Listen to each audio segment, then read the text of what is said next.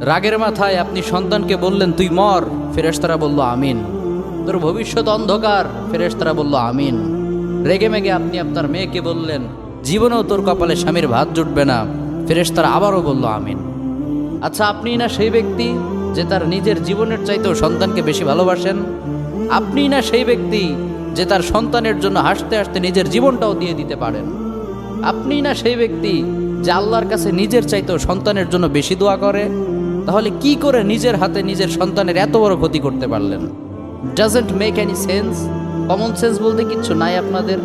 আপনারা কি জানেন না আপনাদের রাগের মাথায় বদদোয়া করাগুলো ফেরেশতারা আমিন বলে?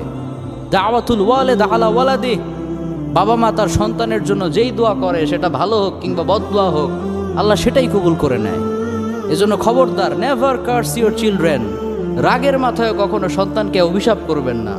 খুব বেশি রাগ উঠে গেলে তার জন্য উল্টা ভালো